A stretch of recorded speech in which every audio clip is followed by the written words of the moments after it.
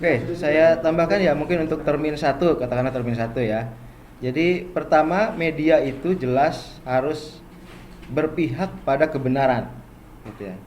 Berpihak pada kebenaran. Jadi bukan pada pemerintah atau kepada oposisi atau kepada pihak-pihak tertentu, tetapi pada kebenaran. Dan saya kira ini sudah jadi sikap media massa di seluruh dunia, bahwa pers itu memang harus memegang prinsip-prinsip kebenaran dalam melakukan liputan, gitu ya. Saya kira meskipun katakanlah tidak ada misalnya kode etik internasional yang mengikat seluruh pers, karena lembaga pers itu kan terikat pada undang-undang di setiap negara. Kita terikat pada Undang-Undang nomor 40 tahun 99. Kemudian dibuat juga kode etik jurnalistiknya.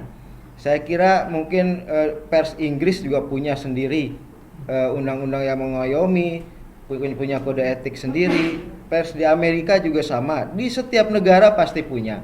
Nah, tetapi ada nilai-nilai, prinsip-prinsip yang dipegang bersama. Karena tentu ada asosiasi pers internasional. Ya, nah, nilai-nilai itulah yang kemudian disetujui bersama. Seperti tadi, pemihakan pada kebenaran. Itu menjadi salah satu prinsip yang dipegang oleh pers di seluruh dunia. Pemihakan pada supremasi hukum. Saya kira seluruh pers di seluruh dunia pasti menjadikan hukum sebagai panglimanya dalam melakukan kegiatan-kegiatan jurnalistik, gitu ya. Kemudian prinsip-prinsip demokrasi. Ini juga dipegang oleh hampir seluruh lembaga pers lah, kecuali mungkin di negara yang tidak demokratis ya, yang memang kehidupan politiknya ya tidak demokratis gitu, seperti di negara-negara komunis mungkin, atau di negara-negara yang otoriter ya seperti kerajaan. Bisa saja memang persnya masih terikat oleh undang-undang yang tidak demokratis gitu. Tetapi ada prinsip-prinsip yang dipegang oleh seluruh pers dunia, yaitu salah satu yang terpenting adalah harus berpihak pada kebenaran, gitu ya. Kalau saya misalnya sebagai peneliti, saya tuh dididik oleh senior saya untuk berpihak pada intinya memompa ban kempis. Apa itu memompa ban kempis? Yaitu selalu berpihak pada rakyat yang tertindas, rakyat yang terzolimi, ya, rakyat yang diabaikan kepentingannya. Nah itu ajaran yang selalu saya pegang. Nah, pers pun seperti itu.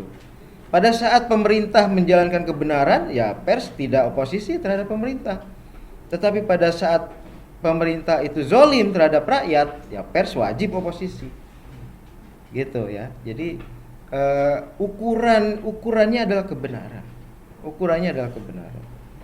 Oke, saya kira itu ya salah satu yang harus dipegang oleh pers gitu.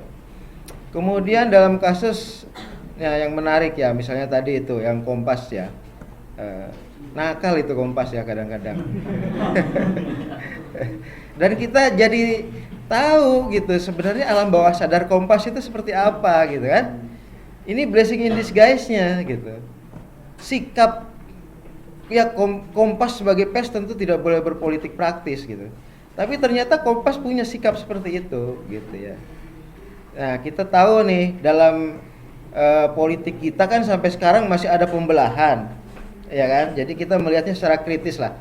Sampai sekarang tuh masih ada istilah cebong dan kampret ya, cebong dan kampret. Dunia politik kita masih terbelah itu. Nah, dengan sikap Kompas seperti itu, kita kira-kira terlihat nggak sikap Kompas ada di mana gitu kan? Nah, Anies ada di mana? Ternyata Kompas nakal terhadap itu, dan kemudian kita jadi tahu, oh ternyata Kompas sedang ada agenda rupanya, gitu ya. Rupanya sedang ada agenda dan dia kelolosan gitu. Itu kelolosan saja, nggak apa-apa. Kita nggak bisa juga melihat bahwa dengan kejadian itu, oh Kompas Islamofobia nih gitu ya. Kompas benci sama Islam nih. Tidak bisa, tidak. Kompas itu gak mungkin Islamofobia. Kenapa? Karena Kompas hidup di Indonesia yang 80% orang Islam gitu. Dan pemimpin Kompas berulang kali mengatakan bahwa saya tuh membawahi ribuan atau mungkin puluhan ribu orang yang kehidupannya bergantung pada Kompas. Jadi dia sangat berkepentingan untuk masa depan Kompas tetap ada, tetap diterima dalam masyarakat yang mayoritas Islam. Gitu. Jadi kalau mengatakan Kompas kelihatan Islamofobia nih dengan begitu, enggak juga, enggak bisa. Secara sadar pasti Kompas menghindari Islamofobia. Tetapi alam bawah sadar memperlihatkan bahwa Kompas ternyata seperti itu. Gitu. Tidak Islamofobia, tidak. Tetapi berupaya untuk katakanlah mengikis ya kekuatan-kekuatan politik Islam. Mungkin seperti itu mungkin ya. Kan memang upaya untuk mengikis kekuatan politik Islam selalu dilakukan oleh kaum di Indonesia itu ada nasionalis ya, ada Islam, dulu ada komunis ya kan. Komunis sudah tidak ada, ya nasionalis versus Islam.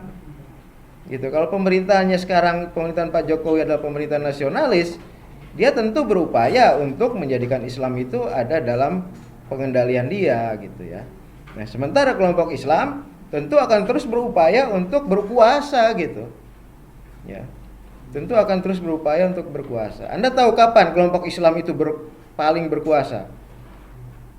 Di awal reformasi.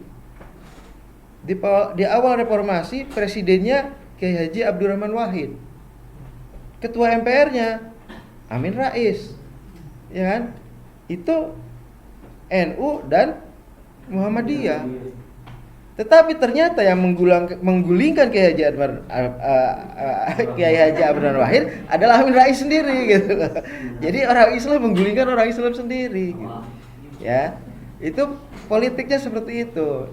Jadi cerdik-cerdiklah dalam melihat, termasuk melihat media, gitu. Kompas itu ya ada di kalangan katakanlah nasionalis gitu ya. Nah, tentu dia punya sikap terhadap kalangan Islam gitu ya. Dalam konteks itulah kita bisa baca kejadian Anies Baswedan yang fotonya dipampangkan dekat dengan berita tentang korupsi. Gitu ya. Dan kemudian kan sudah minta maaf. Ya sudah, kalau sudah minta maaf dan kemudian diperbaiki, ya mungkin tidak perlu ke Dewan Pers juga gitu ya. Ya semua pakai jubah agamanya masing-masing lah pasti ya, pakai jubah primordialismenya masing-masing. Dan yang harus selalu diupayakan adalah kita selalu mencari jalan yang moderat gitu ya, agar kemudian bangsa yang memang sudah beragam ini, ya takdir kita beragam memang gitu ya, ya harus diterima dan kemudian